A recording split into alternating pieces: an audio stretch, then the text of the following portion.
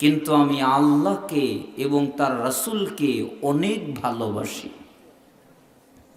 কাকে ভালোবাসে? আল্লাহকে। কাকে ভালোবাসে? আল্লাহ রাসূলকে অনেক ভালোবাসি।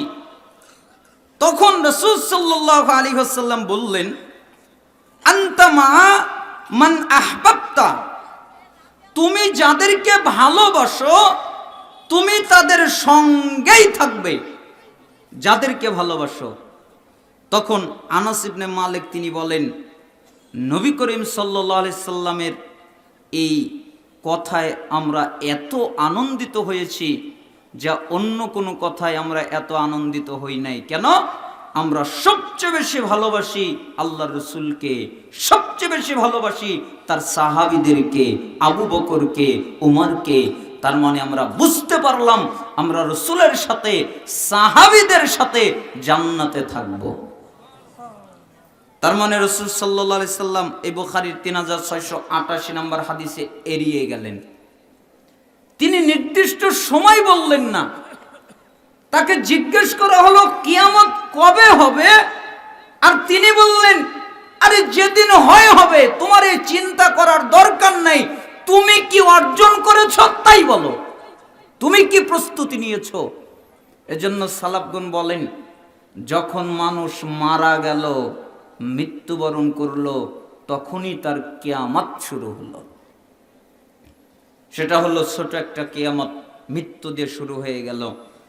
এই জন্য কিয়ামত কখন হবে এটা জানা মূলত উদ্দেশ্য নয়। মূলত উদ্দেশ্য হলো কিয়ামতের পূর্বে, কবরে যাওয়ার আগে প্রস্তুতি নেওয়া যে আমার অবস্থান কোথায় হবে, ঠিক না?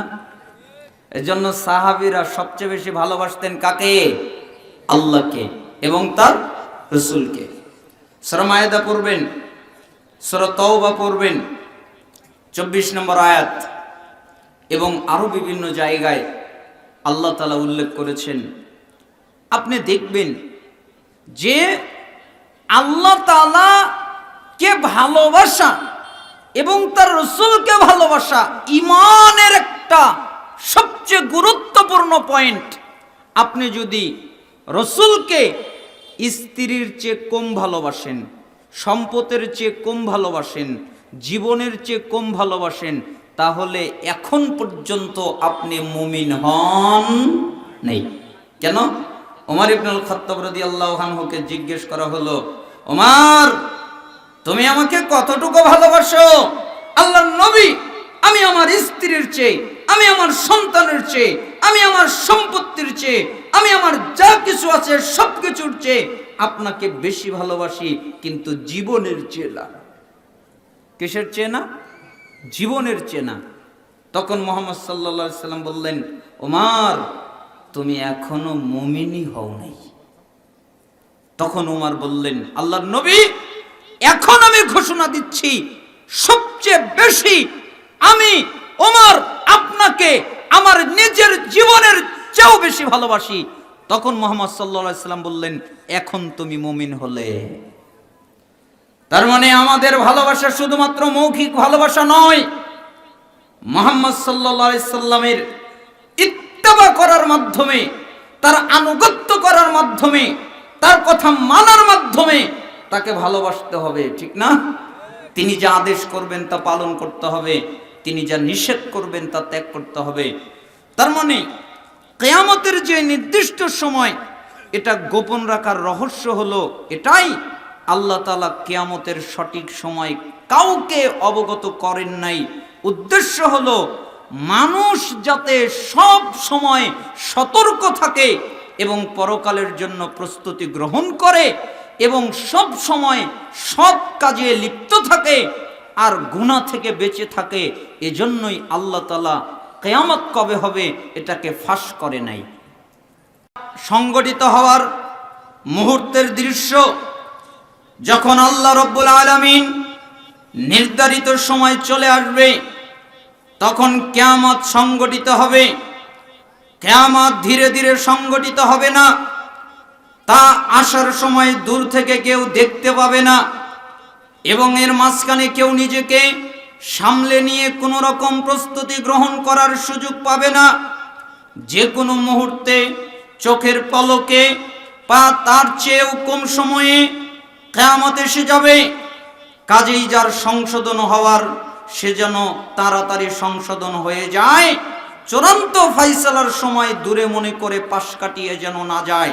একটি নিঃশ্বাস সম্পর্কেও কেউ নিশ্চয়তার সাথে এ কথা বলতে পারবে না যে তার পরের শ্বাস গ্রহণের সুযোগ তার আছে, তাই না? একটা শ্বাস নিচ্ছে, সে বলতে পারবে না যে পরের শ্বাসটা আমি নিতে পারবো, এরকম ক্ষমতা আছে? নেই। এজন্য আবু হুরায়রা রাদিয়াল্লাহু আনহু তিনি বলেন, রাসূল সাল্লাল্লাহু আলাইহি ওয়াসাল্লাম বলেছেন, ওয়ালা তাকুমান্না সাআ ওয়া ক্বাদ নাশারা আর-রাজুলানি সাওবাহুমা বাইনাহুমা ফালা ইয়াতাবায়ানিহি ওয়ালা ইয়াতবিয়ানিহি। রাসূল সাল্লাল্লাহু আলাইহি সাল্লাম বলেন, শোনো, কিয়ামত এমন অবস্থায় কায়েম হবে, দুই ব্যক্তি একে অন্যের সামনে কাপড় খুলবে ক্রয় বিক্রয় করার জন্য, কিন্তু তারা ক্রয় বিক্রয়ের কিংবা ওই কাপড়টা ভাঁজ করে নেওয়ার, গুটিয়ে নেওয়ার সময় পাবে না। কিয়ামত অবশ্যই কায়েম হবে এমন অবস্থায় এক ব্যক্তি তার উটের মধ্য থেকে অথবা গরুর গাভীর মধ্য থেকে দুধ দহন করে দুগ্ধ নিয়ে আসবে, কিন্তু ওই দুধ পান করার সময় পাবে না। কিয়ামত অবশ্যই এমন অবস্থায় হবে এক ব্যক্তি তার চৌবাচ্চা মেরামত নির্মাণ করতে থাকবে, কিন্তু তাতে সে পানি পান করার সময় পাবে না। কিয়ামত এমন অবস্থায়, এমন পরিস্থিতিতে, এমন পরিবেশে অবশ্যই কায়েম হবে, এক ব্যক্তি খাদ্যের লুকমা তার মুখে তুলে নিতে যাবে, কিন্তু খাদ্যের লুকমাটা তার গালের ভিতরে প্রবেশ করাতে পারবে না, খাবার অবকাশ পাবে না, এই সুযোগটুকু পাবে না। কিয়ামত এত জলদি কায়েম হবে। সহিহ বুখারী ৭১২১ নম্বর হাদিস। তার মানে কিয়ামত সংগঠিত হওয়ার মুহূর্তের দৃশ্য এরকম হবে যে মানুষ কি করবে এর কোনো বিচার বিশ্লেষণ করতে পারবে না, যেই কাজ ধরবে ওই কাজ শেষ করতে পারবে না। কিয়ামতের একটা জরুরি পর্যায় হলো সিংহায় ফুঁক দেওয়া। আল্লাহ তাআলা দায়িত্বশীল ফেরেশতা ইসরাফিল আলাইহিস সালামকে সিংহায় ফুৎকার দিতে নির্দেশ দিবেন। সে একটি ফুঁক দিবে, ফলে জমিন এবং পর্বতমালাকে সরিয়ে নেওয়া হবে। এক আঘাতে সব কিছু চূর্ণ বিচূর্ণ হয়ে যাবে, আকাশ বিদীর্ণ হয়ে যাবে, গ্রহ নক্ষত্রগুলো খসে খসে পড়ে যাবে, আলো চলে যাবে, সূর্য তার আলো নিভিয়ে ফেলে দিবে, চাঁদ তার আলো নিভিয়ে ফেলে দিবে, তারকাগুলো তার আলো নিভিয়ে ফেলে দিবে। সূর্যে কোনো আলো থাকবে না, চাঁদে কোনো আলো থাকবে না, তারকায় কোনো আলো থাকবে না। দুষ্ট মানুষগুলো তখন মরে যাবে। কিয়ামত কায়েম হওয়ার প্রাক্কালে পৃথিবীতে শুধু খারাপ মানুষের বসবাস থাকবে, তাদের উপরেই কিয়ামত কায়েম হবে। আল্লাহ তাআলা বলেন, ইয়া আইয়ুহান নাসুত্তাকু রাব্বাকুম ইন্না জালজালাতাস সাআতি শাইউন আযীম। হে মানুষ, হে ঈমানদারগণ, হে মানুষগণ, তোমরা তোমাদের রবকে ভয় করো। নিশ্চয়ই কিয়ামতের ঝাঁকুনি, কিয়ামতের কাঁপুনি একটা ভয়ঙ্কর ব্যাপার। যেদিন তোমরা তা দেখবে সেদিন প্রত্যেক স্তনদানকারিণী আপন দুগ্ধপোষ্য শিশুকে ভুলে যাবে। যেই মা তার সন্তানকে দুধ পান করাচ্ছে ওই মা তার সন্তানকে ভুলে যাবে। এই জন্য সন্তান তার কাছ থেকে পড়ে যাবে। প্রত্যেক গর্ভধারিণী তার গর্ভপাত করে ফেলবে। একটা মহিলা গর্ভধারণ করতে যেই কষ্ট হয়, হাজার হাজার মানুষকে যদি ছুরি দিয়ে আঘাত করা হয় তাহলে এত কষ্ট হবে না। একটা মা যতটুকু কষ্ট করে, পৃথিবীতে যতগুলো কষ্ট আছে সবচেয়ে বেশি কষ্ট হয় একটা মা যখন তার সন্তানকে গর্ভধারণ করার পরে প্রসব করে। ঠিক এই কিয়ামতের ভয়াবহতা দেখে ওই মা তার সন্তানকে গর্ভধারণ করে বের করে দিবে, কিন্তু মা বুঝতে পারবে না তার গর্ভপাত করে ফেলেছে, একথা জানতে পারবে না। তখন তুমি মানুষকে দেখবে, মানুষ মাতাল হয়ে গেছে, মানুষকে মনে হবে তারা মাতাল, অথচ তারা মাতাল নয়। আল্লাহর আযাব খুব কঠিন। সূরা হজ 1 এবং 2 নম্বর আয়াত। আল্লাহর আযাব খুব কঠিন। এই আল্লাহর আযাবের ভয়ে তাদেরকে দেখে মনে হবে তারা মাতাল হয়ে গেছে। কিয়ামতের ভয়াবহতা সম্পর্কে আল্লাহ তাআলা পবিত্র কোরআনে কিয়ামতের ভয়াবহতার কথা উল্লেখ করেন। যেমন পাহাড়গুলো প্রচণ্ডভাবে কেঁপে উঠবে এবং মাটিতে পরিণত হয়ে মাটির সাথে পাহাড়গুলো মিশে যাবে। আল্লাহ তাআলা সূরা নামলের 88 নম্বর আয়াতে বলেন, ওয়াতারাল জিবালা তাহসাবুহা জামিদাতাও ওয়া হিয়া তামুররু মাররাস সাহাব। তুমি পর্বতমালাগুলোকে দেখবে অচল মনে করছো, এইগুলোকে তুমি দেখছো এগুলো অচল, নড়াচড়া করে না, কোনো জায়গায় যায় না, তাই তুমি অচল মনে করছো। কিন্তু কিয়ামতের দিন এগুলো হবে মেঘমালার মতো চলমান। পাহাড়গুলো চলতে থাকবে, পাহাড়গুলো চলমান হয়ে যাবে। আল্লাহ তাআলা বলেন সূরা ওয়াকিয়া 5 এবং 6 নম্বর আয়াত, অবুসাতিল জিবালু বাসসা ফাকানাত হাবাআম মুনবাসসা। পর্বতমালা ভেঙে চুরমার হয়ে যাবে, ভেঙে যাবে, অতঃপর তা হয়ে যাবে উৎক্ষিপ্ত ধূলিকণা। ধূলিকণা যেরকম করে উঠতে থাকে, পাহাড়গুলো ভেঙে ওরকম করে উঠতে থাকবে। আল্লাহ তাআলা বলেন সূরা মারিজের 9 নম্বর আয়াত, ওয়াতাকুনুল জিবালু কালাইন। এবং পর্বতসমূহ হবে রঙিন পশমের মতো। রঙিন পশম যেরকম করে উঠতে থাকে এরকম করে উঠতে থাকবে। আল্লাহ তাআলা বলেন ওয়াসআলুনাকা আনিল জিবাল ফাকুল ইয়ানসিফুহা রাব্বি নাসফা ফায়াযারুহা কান সফসফা লা তারা ফিহা আইওয়াজা ওয়ালা আমতা। তারা আপনাকে পাহাড় সম্পর্কে জিজ্ঞেস করে, অতএব আপনি বলুন আমার পালনকর্তা পাহাড় সমূহকে সমূলে উৎপাটন করে দিবেন, পাহাড়গুলোকে বিক্ষিপ্ত করে দিবেন, পাহাড়গুলোকে ধ্বংস করে দিবেন, অতঃপর পৃথিবীতে মসৃণ সমতল ভূমি করে ছাড়বেন। আপনি তাতে কোনো মোড় পাবেন না, আপনি কোনো টিলা পাবেন না, আপনি কোনো আঁকা বাঁকা পাবেন না, আপনি কোনো উঁচু নিচু পাবেন না। কিয়ামতের দিন বিচারের মাঠ, এই পৃথিবীতে যতগুলো পাহাড় আছে সবগুলো মাটির সাথে মিশে যাবে। এই পৃথিবীতে যত খাল আছে সবগুলো ভরাট হয়ে যাবে। এই পৃথিবীতে যত উঁচু নিচু আছে সবগুলো সমান হয়ে যাবে। এই পৃথিবীতে যত আঁকা বাঁকা আছে সবগুলো সমান হয়ে যাবে। একটা রুটির মতো মনে হবে। তখন জমিনের অবস্থা পাল্টে যাবে, তখন আকাশের অবস্থা পাল্টে যাবে। জমিনকে দেখে মনে হবে একটা অপরিচিত জমিন, আর আসমানকে দেখে মনে হবে একটা অপরিচিত আসমান।